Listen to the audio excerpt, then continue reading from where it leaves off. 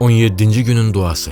Allahım, məni bu ayda gözəl əməllərə yönəlt. İstək və arzularımı rəva qıl.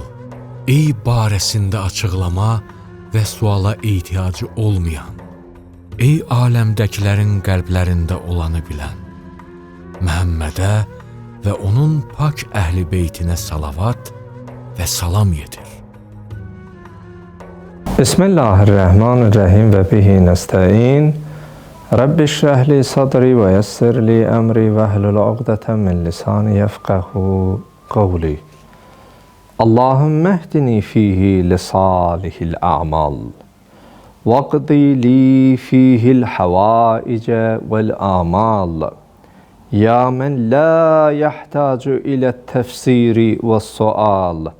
Ya alimən bima fi suduril alemin.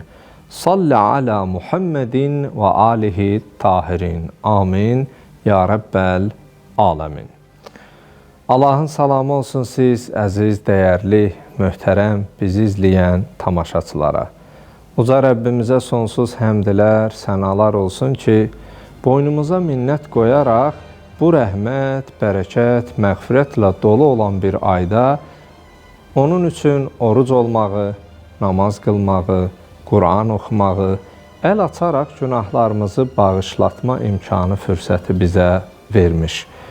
Bəli, dəyərli tamaşaçılar, bildiyiniz kimi artıq biz mübarək və rəhmətlə dolu olan Ramazan ayının artıq 17-ci gününə gəlib çıxdıq.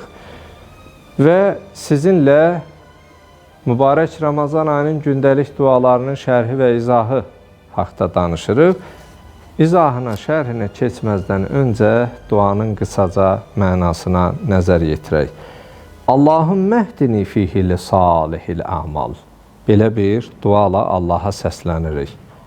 İlahi, ey mənim Allahım, bugün məni gözəl əməllərə yönəlt. Sənin razı qaldığın, bəyəndiyin əməlləri icra eləyən bəndələrindən olum. Vaqzili fihi əl-havaicə vəl-amal. İlahi, bugün mənim arzularımı həyata keçir, istəklərimi rəva et. Ya mən la yəhtacu ilə təfsir və sual. Ey o varlıq ki, nə izaha, nə suala, nə bəyana ehtiyacı olmayan. Ya alim mən bima fi suduril alemin. Ey aləmlərin, varlıq, kainatda yaşayan bütün yaratdıqlarının fikirlərindən, arzularından xəbərdar olan, alim olan Allah. Salla ala Muhammedin və alihi tahirin. Peyğəmbər və onun ailəsinə salavat və salam göndər. Amin. Ya Rabbəl alemin. Əziz tamaşaçılar, duada doğrudan da insanı düşündürən çox incə bir nöqtələrə toxunur. İlk öncə biz Allahımızdan, Allahım, bugün məni bəyəndiyin gözəl əməlləri etməyə müvəffəq etdiyə Allahdan istəyirik və ardıca mənim bütün hacətlərimi, arzularımı rəva et deyə, həyata keçir deyə uca Rəbbimizdən diləyirik. Bəli, əgər insanın arzusu olmasa, insanın ehtiyacları və hacətləri olmasa, insan həyatda yaşamaz. Bir sözlə, insanı həyatda yaşadan onun arzularıdır. Məsələn, bəzən görürsən, insan cavan olanda, uşaq olanda məktəbə gedir. Məktəbdə ilk öncə baxsaq, məktəbə qədər arzu edir, hər kəs kimi o da məktəbə geçsin. Məktəbə daxil olduqda, oxuyanda arzu edir məktəbi bitirsin, ali məktəbə sənəd verib qəbul olsun. Ali məktəbə qəbul olduqda, bitirəndən sonra, hərbi xidməti başa vurduqdan sonra işləmə arzusunda olur, bir müəyyən yaş dövrü olur, insan ailə qurmaq fikrinə düşür, ailə qurandan sonra övladın olması, baxın, arzularla yaşayır. Yəni, insanın həyatda gözəl bir şəkildə formalaşması üçün onun arzusunun olması önəm kəsb edir. Hətta hədis-i şəriflərdə varımızdır. Həzrəti Muhammed sallallahu aleyhi və səlləm sonuncu Peyğəmbərimizin kəlamlarında hədis-i şərifdə qeyd olunur ki, buyurur ki, Əl-əməlu rahmətun li ümməti. Arzu mənim ümmətimə ilahi bir rəhmətdir. وَلَوْلَا الْأَمَلْ مَا رَضَعَتْ وَالِدَةٌ وَلَدَهَا وَلَا غَرَسَ غَارِسٌ شَجَرًا. Əgər insanda arzu olmasaydı, arzu formalaşmasaydı, nə bir ana sinəsindəki südəmər uşağına süd verərdi, nə də ki, əlində bir ağac əkmək istəyən bir insan əlində bel gedib ağacı əkərdi.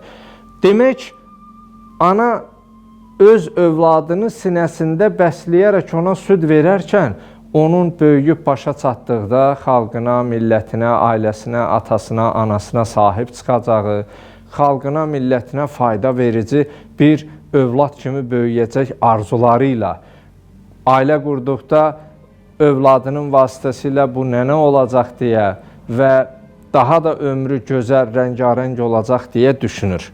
Əgər üzr istəyirəm, bu ifadəmə görə hər ana öz sinəsindəki övladına süd verərkən elə övladının erkən dünyadan dəyişəcəyini, köçəcəyini bilmiş olsaydı, əsla onu bəsləməzdi. Əgər bir ağac əkən insan ağacı əkdikdə o meyvə verməyəcək, tez solacaq deyə onları bilmiş olsaydı, o əsla o ağaca qulluq eləməzdi. Əlinə bel alıb o ağaca xidmət etməzdi, o qayğıları ona verməzdi.